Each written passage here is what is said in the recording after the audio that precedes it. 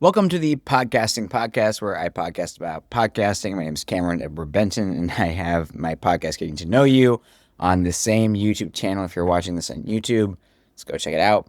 That being said, today I'm going to talk about, I'm not exactly sure, but I'm doing this episode after being a week in Portland and also having my show or my channel go up to 20 subscribers in about a week. I don't think anybody's come from this show yet, but that's okay. This is all about documenting my journey and coming along the way. And so I want to talk about, I guess, some of the insights that I had this week that I think have led to this breakthrough. One of them has been using Opus clips to post pieces of my podcast coming up and leading up into the show. I noticed that one of the things that I've been doing lately is to tease aspects of the show before the show comes out. That seems to build desire for watching the actual show versus what I started doing originally was I would release the entire show and then I would release a clip and shorts, etc. Now, what I think maybe is probably better is to, whenever you can, test on TikTok, because TikTok doesn't really, shame you for releasing lots of content or trying out a bunch of variations of said content. It's probably one of the best things you can do early on. But then once you're finding out what are the pieces that really resonate and stick, you can put those on YouTube and put the small teaser clips. You don't need to do a ton, but do a few of them. And then have one 10-minute segment that really showcases the episode in a good way that has mass-wide appeal. Because two of the things that you're doing when you're growing a podcast or a YouTube channel, depending on what you want to grow, I guess, but even then, if you really want to basically have stuff that creates a wide net and then something that goes really deep, right? And ideally, you're kind of doing both of those things with all the content at the same time. I just keep making that motion. Because you, on one hand, need to get as many people's attention as possible so that you have shots at bat, right? Because the thing is that really sucks and that nobody talks about is that you on YouTube and any social media platform are limited by the amount of impressions that you get. And so when you listen to advice from top tier creators, one of the things that you often don't hear about is how do I get more impressions? Why? Because they don't have that problem. Because they have zillions of followers. They're successful, and a lot of them, especially if they've been doing this for 10 plus years, have been creating content when, for lack of a better word, and this is not a judgment on them, but back when social media was easy, there was less people in the pool.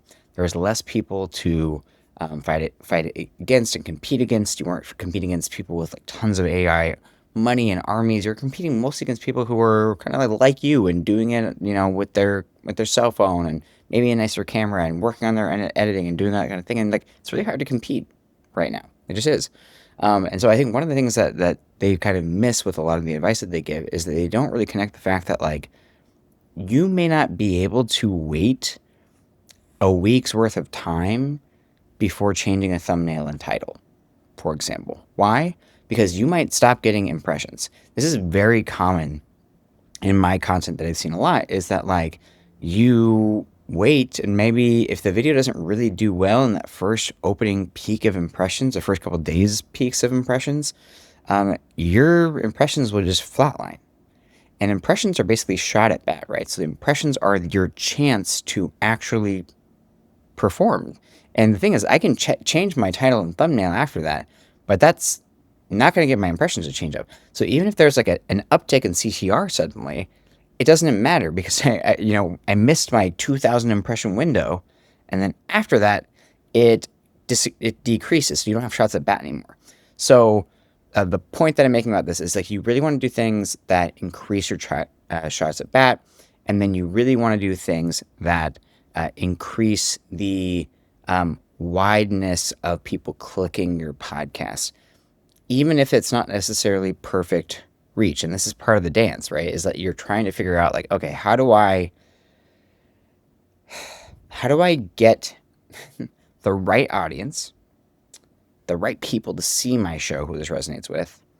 But if it's only showing to 1,000 people, which is really a really small number, remember how many, think about it from Mr. Beast's perspective. He might have a 10% CTR and he has 60 million people watch his podcast, which means that like if he's seeing 10%, that's like he's seeing what 600 million people had an opportunity to click on his episode. Like compare that to how many impressions you get. So if there's that many people on, if there's that many impressions available, and you're getting only a sliver, there's a good chance that it's just like the right people aren't even seeing your show. So you're trying to do everything you can to like maximize that. And the way that you kind of maximize that is you reach and stick out your tendrils as far as you can over the internet and you say, I hope someone pays attention to me. And then I hope some of those people end up being the right people. And those right people are who you want to make the deep content for. That deep content is the content that is actually stuff that you really care about, you showcase, right? So for me, it's like those shorts, the shorts and the 10-minute clips are like much higher reach, more accessible, all those kinds of things. They're designed for wide net appeal. It might even be the thing that I most want to talk about, right? But they have the most wide appeal, which is going to then bring somebody into my channel and then hopefully get them to watch the deep, longer form episode where my real heart exists, where the things that I can talk about that haven't been talked about, that people aren't necessarily looking for yet, there isn't maybe a wide appeal for these things. Because if you're trying to do something different, you're creating something that's meaningful also, right? You can't just replicate what everybody else is doing. You have to do something unique. But this is part of the challenge, is you also have to get people to be like, okay, you have to get people to care who may not care. Now, they might care once they understand, but you have to kind of get that first hook, right? You have to get them to be like, hey, can you pay attention to me? Because I might have something for you to actually help you solve their problems that looks different than what other people have. I might have something that you're actually looking for. It's like, I don't want another podcast. Well, my podcast isn't like other podcasts. My podcast is different. Let me show you why, right? But that's hard because trust has to be earned and they haven't seen what you do. And so you have to like do that and you have to show up consistently. And that's hard too. And, hit the market and there's so many different pieces that go with this. So, wherever you are with this, like, if you're listening to this and you are building a podcast or a YouTube channel or some sort of meaningful piece of art for you, I hope that you also find patience with yourself through this process because there are so many things to do. And I'm grateful that I'm in a position to be able to, pay my team and they help me out with all these things. And even though I'm like, relatively speaking, I'm growing and I'm sucking and all of these different things, I realize how much I'm able to do and focus on the most important problem that exists at any point in time with my company, because I have people knocking out reels and these other, all of the different other things that I have to do. And I can, trust them to lead and grow and build these things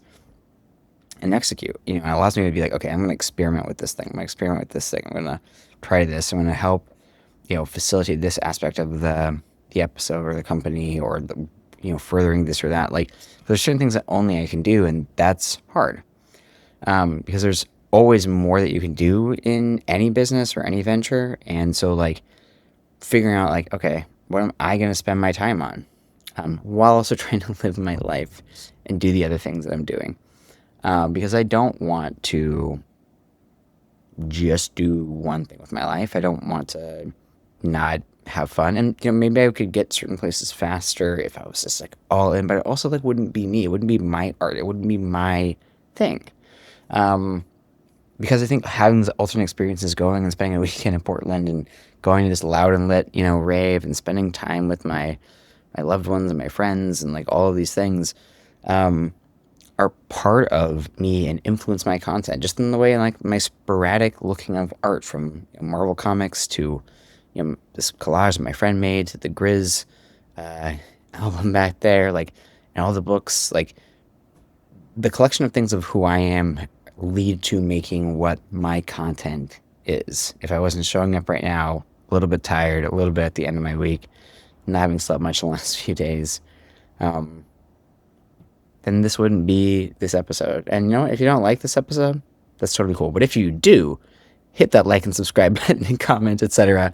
I would love to hear your thoughts and share where you're at in your podcasting journey. If any of this stuff resonated with you, I would love to hear. My name is Cameron Eberben. Thanks for tuning in. Have a great rest of your day. Ciao.